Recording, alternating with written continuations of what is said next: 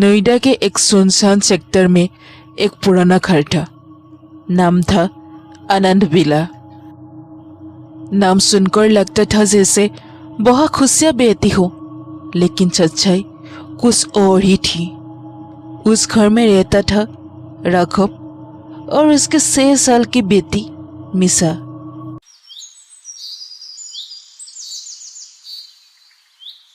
आज मेरा बर्थडे है, ये आज मेरा बर्थडे है, ये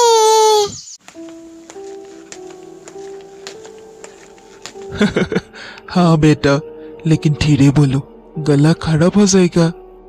पापा मैं आज बाहर खेलने जाऊं? बाहर नहीं मेरा गुड़िया, देखो मौसम कितना खराब है, तुम बीमार पड़ जाओगे। पर पापा। अरे मेरी गुड़िया, बाहर नहीं जा सके तो क्या हुआ, तुम्हारे लिए एक सरप्राइज है। सरप्राइज? हाँ मेरी गुड़िया, सरप्राइज। देखो तो सही, क्या सरप्राइज है हॉल में। सरप्राइज की बातें सुनकर मिसी भागते हुए हॉल में चली गई। हॉल में एक छोटा सा केक, कुछ गुब्बारे और एक अजीब सी खामोशी थी। मिसी ने धीरे से पूछा, पापा मम्मा कब आएंगे? राघव कुछ पल के लिए चुप हो गए, फिर बोला, वो यही है बेटा, हमेशा हमारे पास। मिसा मुस्कुराई, जैसे उसे ये बात पहले से ही पता हो। रात के करीब 12 बजे मिसा अपने कमरे में सो रही थी। अचानक उसकी आंख खुली। कमरे का दरवाजा थोड़ा सा खुला था और बाहर कोई खड़ा था।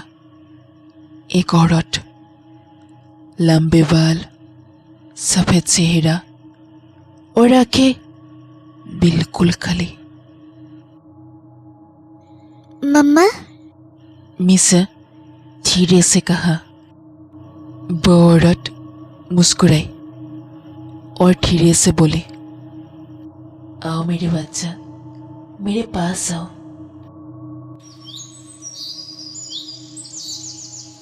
अगली सुबह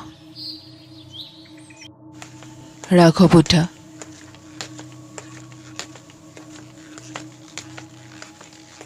मिसा बेटा उठो, सुबह हो गई। लेकिन बिस्तर खाली था। मिसा कहाँ हो मेरी बच्चा? मिसा। राघव ने पूरा घर सान मारा, पर मिसा कहीं नहीं मिली। राघव ने देखा दरवाजा थोड़ा सा खुला था। राघव सड़क पर पागलों की तरह चिल्लाने लगा, मेरी बेटी कोई मेरी बेटी को ढूंढो, कोई मेरी बेटी को ढूंढो। तभी पास की पड़ोसी आई। क्या हुआ राघव? मिसी, मेरे बच्चा नहीं मिल रहा। पड़ोसी का चेहरा अचानक बदल गई। राघव तुम फिर से क्या भाई साहब? पड़ोसी की आंखों में आंसू आ गई। राघव, मिसा 2 साल पहले मर चुकी है, उस एक्सीडेंट में जिसमें तुम्हारी पत्नी भी थी।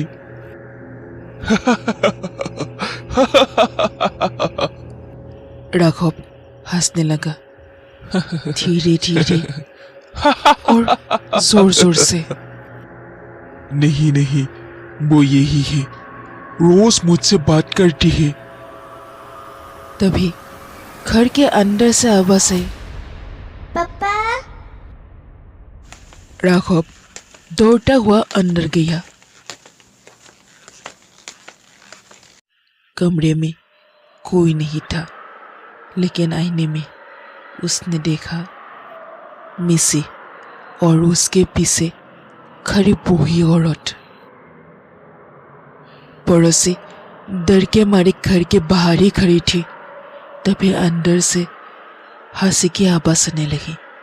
एक नहीं, 3 आवाजें।